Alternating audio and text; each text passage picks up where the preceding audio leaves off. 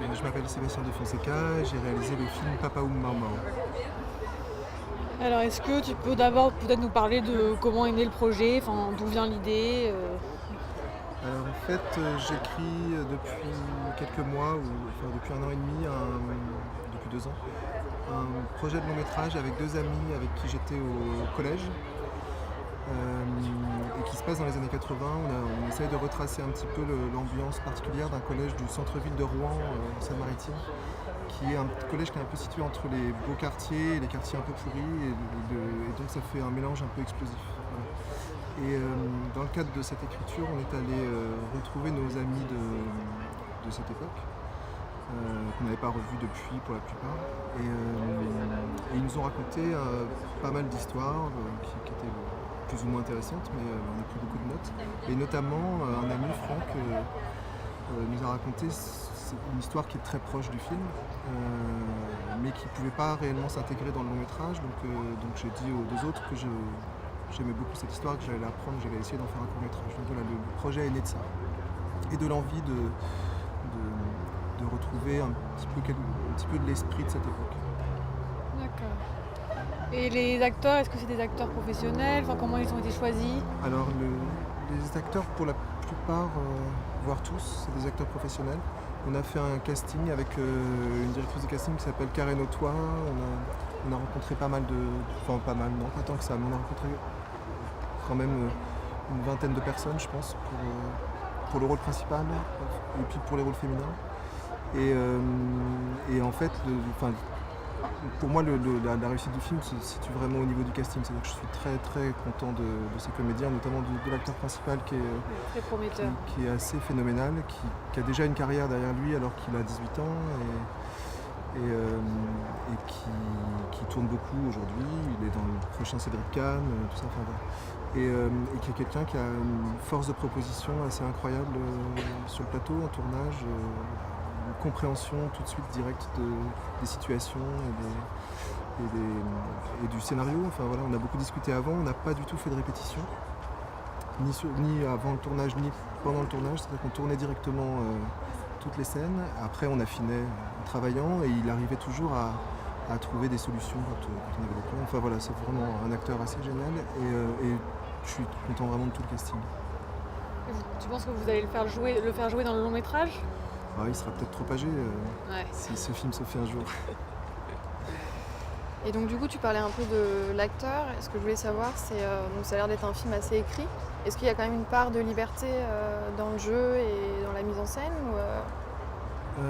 Alors le film est en effet très écrit, mais réécrit un peu tous les jours en fonction de ce qui se passait avec les comédiens, de ce qu'ils proposaient, et des personnages qui évoluaient un petit peu en fonction des journées, des scènes, etc. Et je sais plus la fin de la question. Au début c'était s'il y a une part de liberté justement dans la direction oui, bien d'acteur, sûr. dans la mise en scène. Il y a une part de liberté en fait qui est dans le fait de pouvoir affiner au fur et à mesure des prises. Voilà. Ils étaient libres de proposer des choses puisqu'on ne faisait pas de répétition, mais ensuite on resserrait vers quelque chose qui correspondait à ce que je voulais obtenir dans le film. Avec beaucoup de prises ou Pas très forcément, non. Ça allait de 1 à 10, mais ça c'était en moyenne 4-5, je pense. Okay. C'est un tournage qui a duré combien de temps? 9 jours. 9 jours. peu? Et donc tu es aussi le producteur du film? Oui, je suis le producteur du film. Alors c'est-à-dire que je l'ai... en fait, le film a été produit dans la société de production dans laquelle je travaille. Donc je me suis occupé du financement du film, et une fois que le film a été financé, je l'ai confié au gérant de la société qui s'appelle Ludovic Henry et qui s'est chargé de le produire pour toute la période de préparation, de tournage et de post-production. Je voulais prendre un peu de recul sur les questions d'argent. Est-ce que tu peux nous parler du titre du film? Oui, Dur à prononcer. Moi je l'appelle Pomme maintenant. Oui, le titre est un peu imprononçable. Alors, je ne sais pas si vous avez dû entendre la chanson dans le film. Il y a une chanson qui s'appelle Surfing Bird, qui est une chanson des Rivingtones. Qui est une chanson des Trashmen, mais qui est issue de 2 chansons des Rivingtones, qui datent de 1959, si je ne me trompe pas, ou 1960, et qui est dans le film. Et le refrain du film, c'est Mama, mama, mama. ou Momo, Papa ou Momo. Voilà. Ok. Donc, le titre vient de là. Tu as des anecdotes sur le tournage ou des petites anecdotes au niveau de l'écriture ou même au niveau la façon dont vous avez trouvé les décors par exemple? J'ai fait beaucoup de repérage. J'ai passé beaucoup de temps tout seul d'abord à Rouen, qui est une ville que je connais très bien mais qui a beaucoup changé et qui est difficile à filmer parce que tout est très beau en bas ou très beau en haut. Difficile d'arriver à trouver des cadres dans cette ville qui soient vraiment intéressants. Surtout que je voulais pas trop de voitures parce que je voulais quand même que corresponde à peu près à l'époque et tout ça. Et donc j'ai fait plein de repérages tout seul et puis ensuite je suis revenu avec l'équipe et ils m'ont tous dit pour chaque décor mais ça va pas du tout. Enfin, voilà, je suis pas un très bon repéreur donc on a refait tout derrière. Mais on a eu beaucoup de chance parce qu'on est tombé sur un lieu à peu près vide dans lequel qu'on a utilisé quasiment comme studio. On a reconstitué beaucoup de déco. Enfin, la chef déco a fait un travail énorme pour faire les chambres, pour faire tout ça. Et puis une des grosses difficultés du film, c'était pour la scène finale de trouver ces fenêtres. Je voulais vraiment qu'il y ait soit 2 fenêtres l'une au-dessus de l'autre pour pouvoir faire ce plan de grue monter jusqu'au moment où il casse sa chambre. Et ça on a tourné dans Rouen, dans la banlieue, partout, avant de trouver. Finalement, c'est le régisseur général qui a trouvé le décor, c'était juste à côté de chez lui. Donc, voilà. Mais c'était vraiment exactement le type de maison que je voulais, enfin, les maisons un peu des années 70-80, dans lesquelles on peut voir ce qui se passe à l'intérieur, de l'extérieur.